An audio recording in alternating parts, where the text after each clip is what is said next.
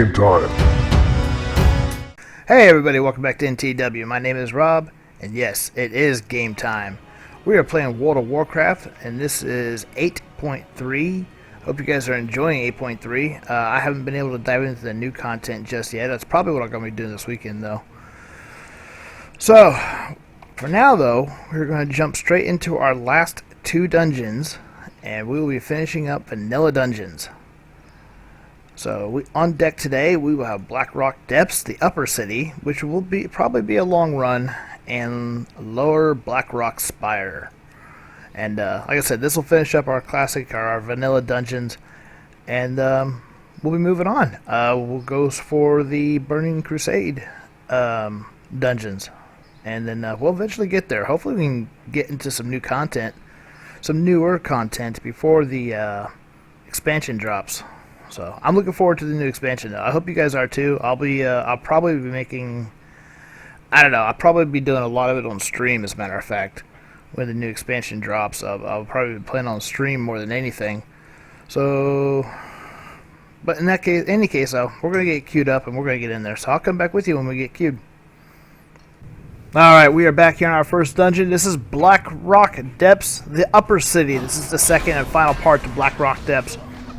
And I need to make a correction. This one is not nearly as long as it used to be since they split it up. As a matter of fact, it's lower Blackrock Spire. That one's a long one. That has 9 bosses. So I've already read the description for this dungeon, and I'm not going to go ahead. I'm not going to read it again. We're just going to jump right into it.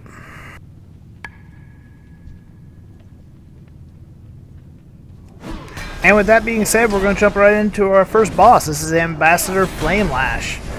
For his unwavering service to Ragnaros, Flamelash ascended to the rank of ambassador to the Dark Iron clan. This depraved being initially despised his dwarven allies, but he has come to respect their penchant for destruction. As a show of solidarity, Flamelash guards the Chamber of Enchantment, a sacred location used by the dwarves to empower the weaponry. Burning Spirit spawn at the 7 flame runes located around the edge of the Ambassador Flamelash's room. Burning Spirits will move towards the Ambassador Flamelash and cast Burning Spirit. Burning Spirit, they will sacrifice themselves when they get within 1 yard, increasing the damage of Flamelash by 5%, increasing his size by 5%. Burning Spirit stacks up to 50 charges. And then Flamelash inflicts 523 fire damage to all players he hits in melee.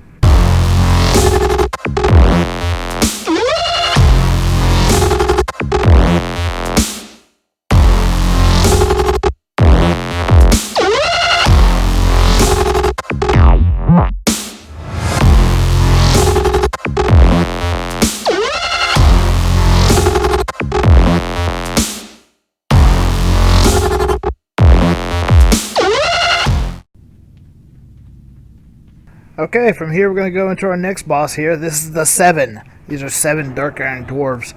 Centuries ago, sorcerer Thane Therazan and 7 of his most powerful Dark Iron allies accidentally summoned Ragnaros into Azeroth and damned their entire clan to enslavement.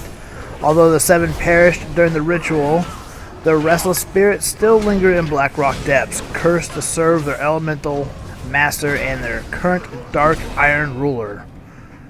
The 7, Dumarel calls upon the ghost of his fellow dwarves to fight players in battle. Each ghost is called in turn, one at a time. Whenever the 6 have been defeated, Dumarel will join the fight.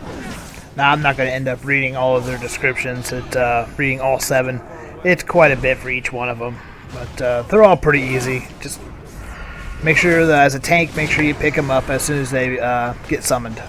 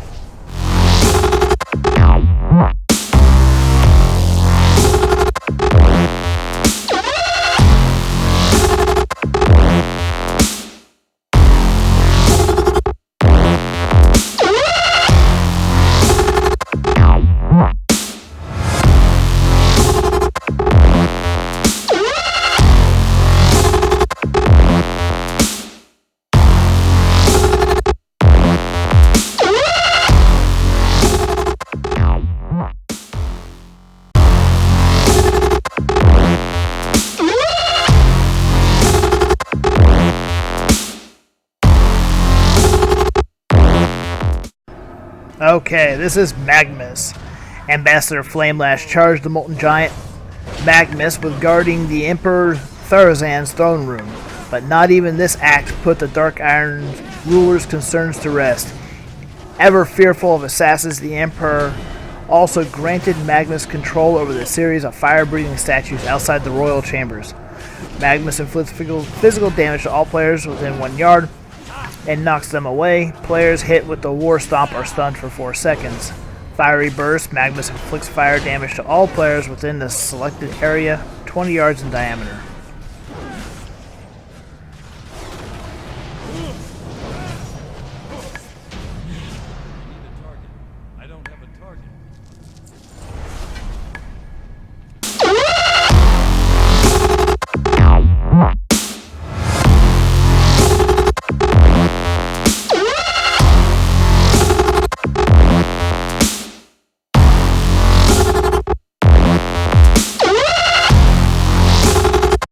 Okay, as we were pulling this last bit of trash, the boss decided he was going to join in. This is Emperor Dargran Therazan. Emperor Dargan Therazan rules alongside Princess Mora of the rival Bronzebeard clan. Debate rages over whether the Emperor ensorcered his bride or she willingly joined him. Whatever the truth, Therazan's continued presence bodies ill for the future of his clan. So long as he lives, the Dark Irons will remain pawns of Ragnaros, and the dire threat to the kingdoms throughout Azeroth. As we do find out much later on, Mora actually did end up, I think she ended up loving him at one point. She was not actually kidnapped. I think she even went willingly. That is in the books, if you guys are into lore. It's a pretty good, if I can remember the name of the book, I'll put it in the description. It's a good book, I know that much. Therazan becomes an Avatar of Flame for 10 seconds. The Avatar of Flame is immune to all magic and inflicts fire damage whenever he strikes a player in melee combat. Iron Foe.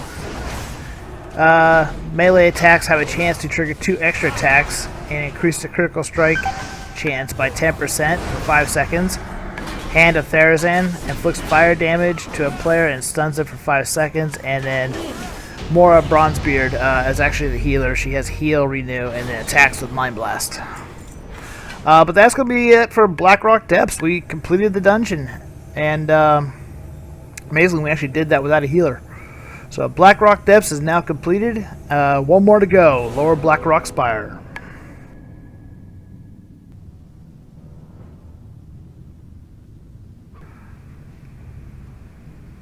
Okay, this is Lower Blackrock Spire.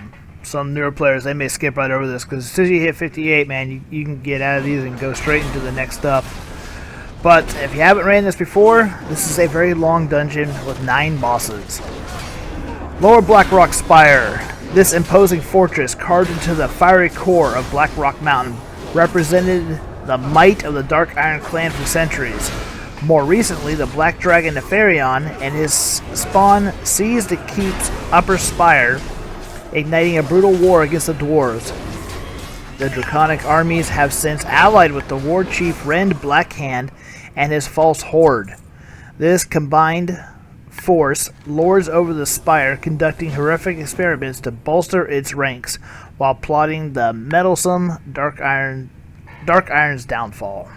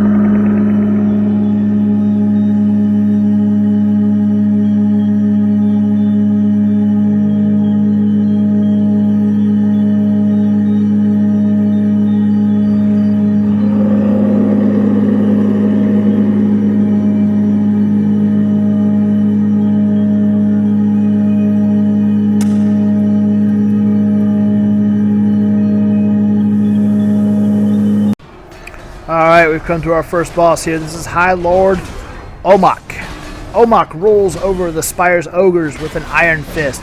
Many underlings have challenged him to single combat in hopes of seizing the High Lord's title, but all have fallen without landing a solitary blow. This mysterious phenomenon has led to the rumors that dark magic is protecting Omok. High Lord Omok inflicts physical damage to his current target, knocking them away.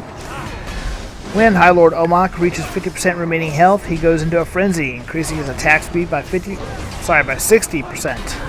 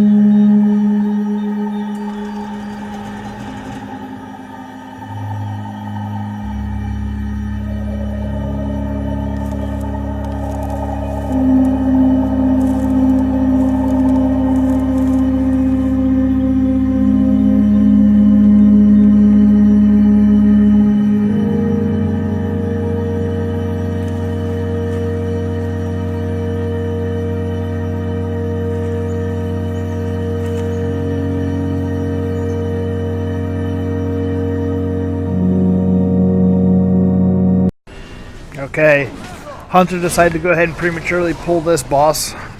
We got a hunter in the group, what can I say? This is Shadow Hunter Vash Gajin. Vash Gajin is renowned for her beauty and psychotic tendencies among the trolls. A master of the Shadow Hunter arts, she wields formidable hexes, curses, and healing magics.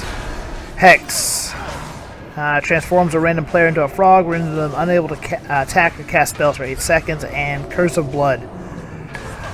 Vash Gajin curses all players within 101 yards, increasing the physical damage taken by 90 for 20 seconds.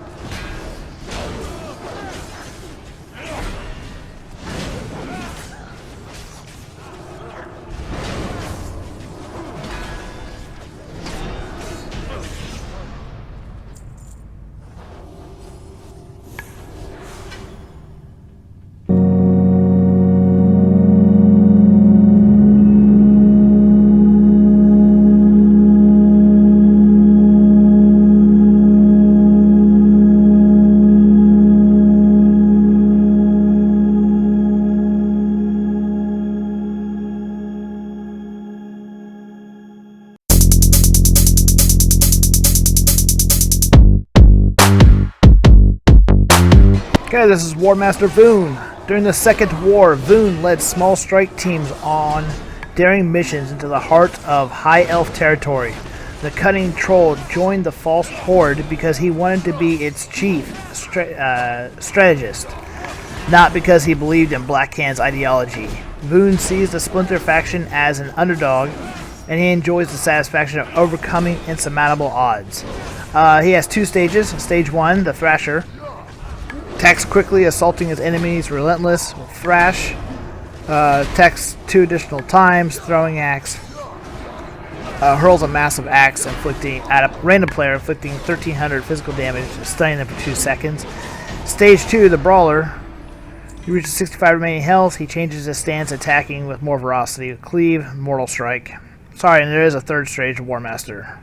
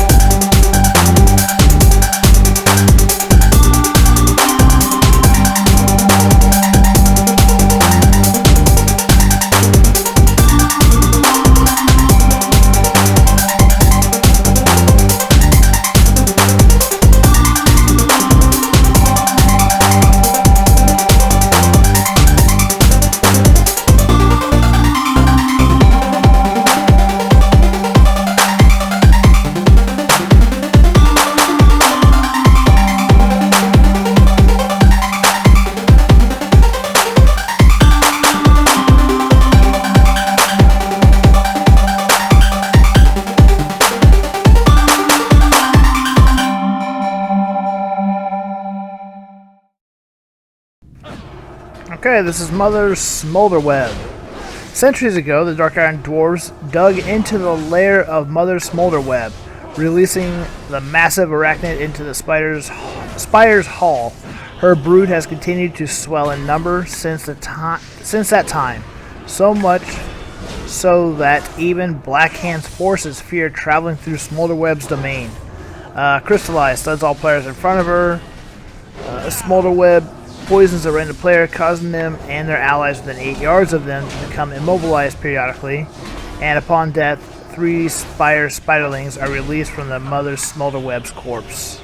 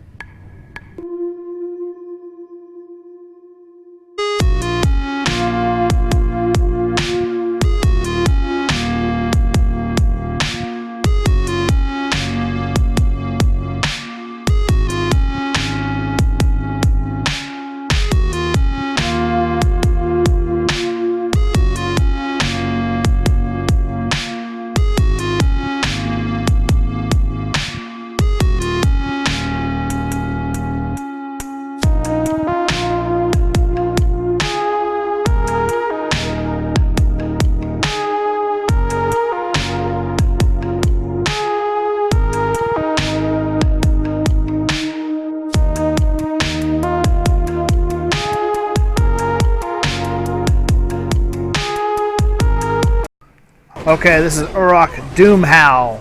Doomhowl is the true leader of the Spire's ogres. This sinister figure has charmed his trusted aide, High Lord Omok, with insidious magic to control Doomhowl's minions in his stead. He has gone to great lengths to keep up this charade, ruthlessly killing any ogres who challenge the High Lord's rule.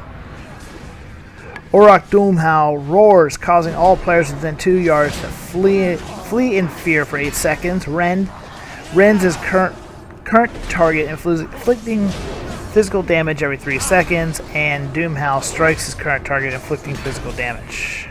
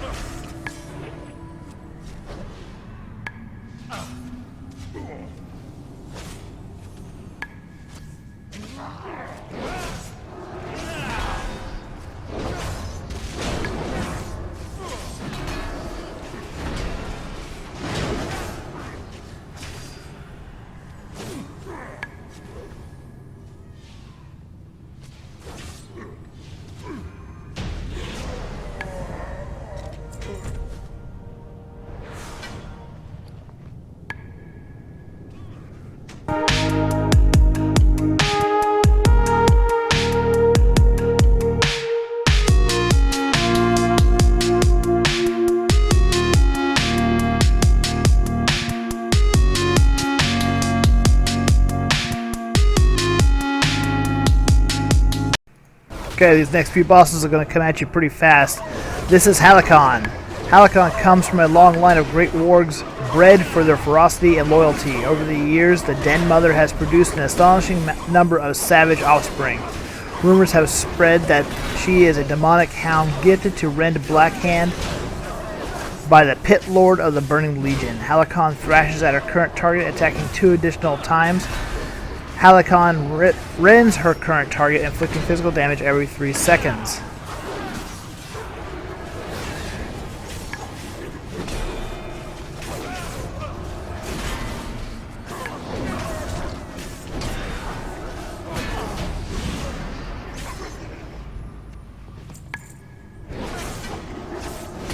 And as soon as Helicon is defeated, we go straight into Grizrole, the Slavener. Very few of the Dark Horde have seen the reclusive and unpredictable Grizrole. The beast emerges from the shadowy den only when his mate Helicon calls to him. The 2 monstrous creatures have produced some of the largest and most ferocious wargs ever bred in Orcish history. Grizrole goes into a frenzy, increasing his attack speed by 60 seconds for 2 minutes. Fatal Bite bites his current target, inflicting physical damage and draining health. Grizrole is healed for twice the amount of the health drained, and Infected Bite bites his current target, inflicting nature damage every 3 seconds, increasing the physical damage taken.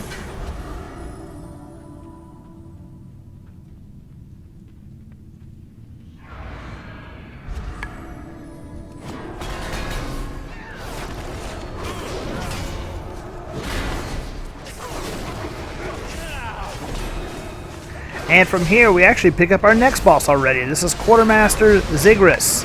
After the First War, the Orc Hunter Zigharus became infamous for tracking down the Stormwind refugees and slaughtering them like game. He loathes Blackrock Spire's claustrophobic halls, but he is certain a day will come when he'll hunt in the open air again. Hooked Net, inflicting physical damage and mobilizing a random player for 3 seconds. Healing Potion to heal himself. Stun Bomb hurls a bomb at a random player, inflicting fire damage to all players within 5 yards and stunning them for 3 seconds. And shoots at his current target when they are not within melee range, inflicting physical damage.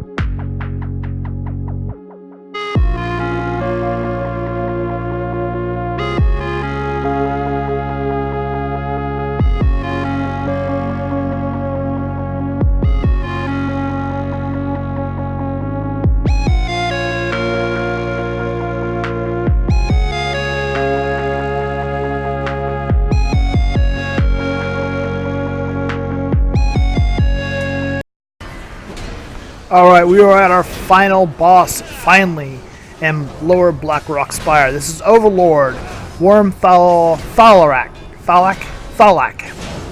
The Black Dragon Spawn, Worm Thalak, oversees the Lower Spire's forces as they prepared for the assault against the dwarves.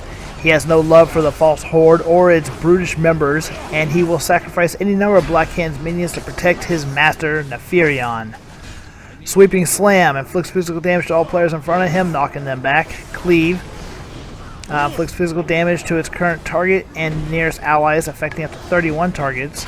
Demoralizing Shout reduces the melee attack power of all players within 10 seconds for 30 seconds. The Overlord's Defense. When Overlord reaches 50% remaining health, he calls for 2 of his guards to defend him in battle.